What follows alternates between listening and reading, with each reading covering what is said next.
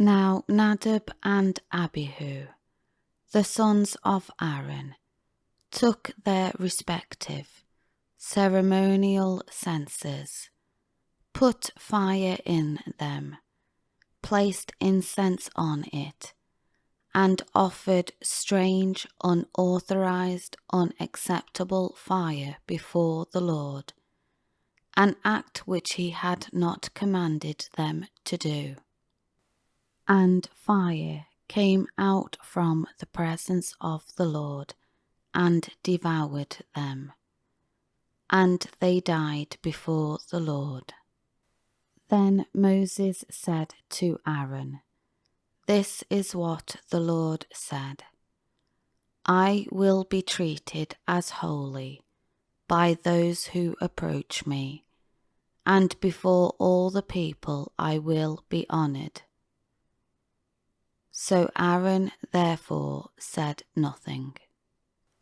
Moses called Mishael and Elzaphan, the sons of Uzziel, who was Aaron's uncle, and said to them, "Come here, carry your relatives away from the front of the sanctuary, and take them outside the camp."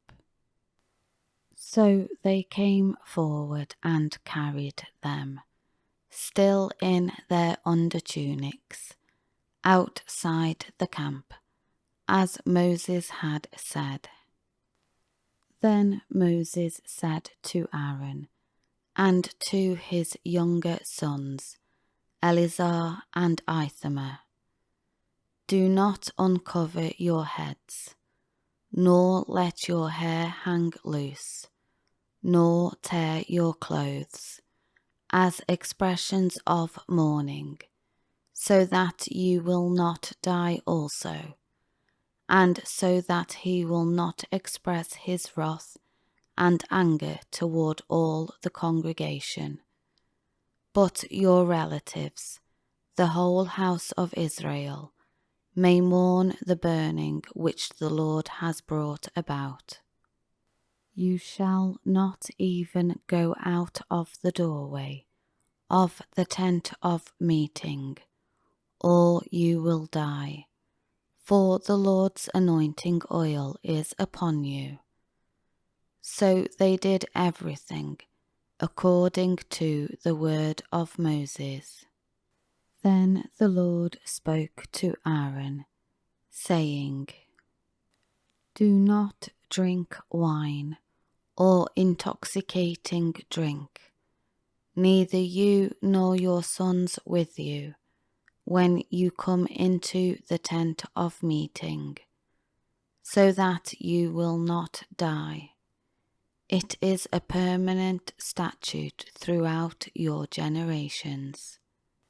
And to make a distinction and recognize a difference between the holy, sacred, and the common, profane, and between the ceremonially unclean and the clean. And you are to teach the Israelites all the statutes which the Lord has spoken to them through Moses. Then Moses said to Aaron and to his surviving sons, Eleazar and Ithamar, "Take the grain offering that is left over from the offerings by fire to the Lord, and eat it unleavened beside the altar, for it is most holy. You shall eat it in a holy place, because it is your portion and your son's portion, from the offerings by fire to the Lord, for so I have been commanded.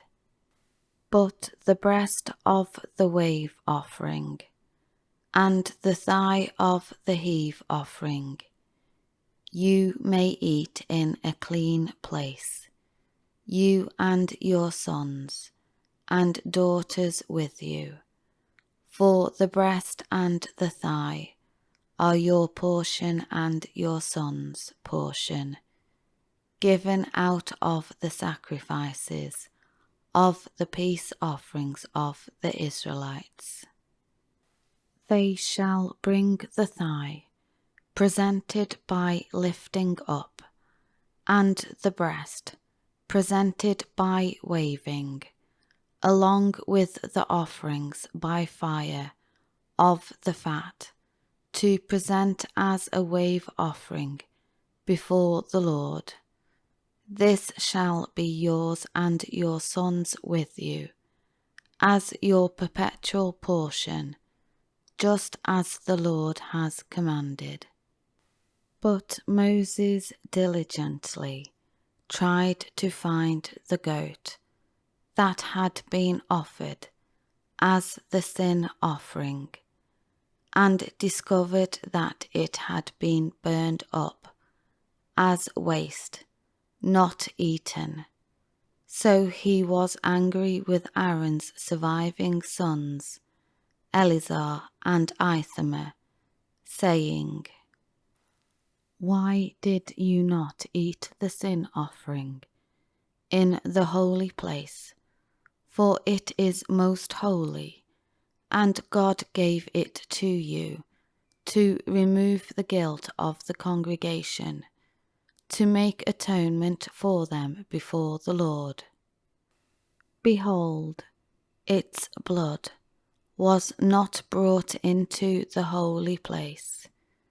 You certainly should have eaten the goat in the sanctuary, just as I commanded." Then Aaron said to Moses, "This very day they have obediently presented their sin offering and their burnt offering before the Lord. But such terrible things as these have happened to me and to them. If I and my sons had eaten a sin offering today, would it have been acceptable and pleasing in the sight of the Lord?" When Moses heard that, he was satisfied.